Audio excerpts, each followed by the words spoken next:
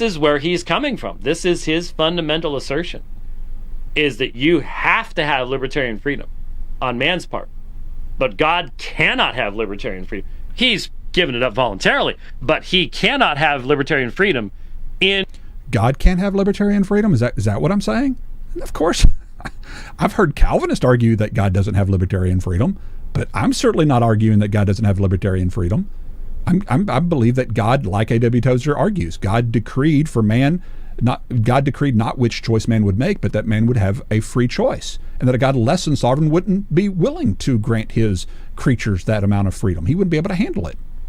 Creating a world that glorifies him in the way that he chooses to be glorified.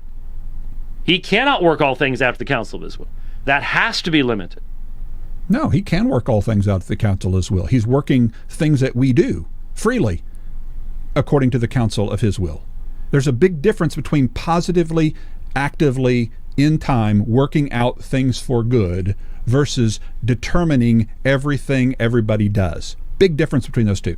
And I love to use John MacArthur's words from whenever he was younger. He's become more and more Calvinistic over the years. But this is an article he wrote years and years ago that I love to use because it's it perfectly, succinctly describes what we believe with regard to, like, Romans 8:28, for example. But God's role with regard to evil is never as its author.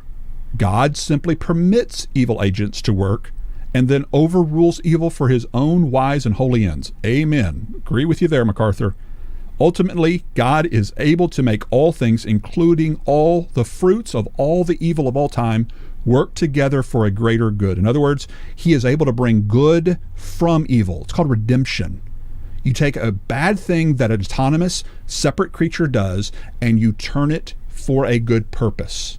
I don't have to cause the molester to molest through a divine decree in order to accomplish my purpose. God's big enough to accomplish his purpose despite, and sometimes when he chooses to, through the evil purposes of creatures. That is a correct theodicy. That is a biblical theodicy, and it doesn't undermine the holiness and the goodness and the character of God, which is what we're striving to do with our particular worldview.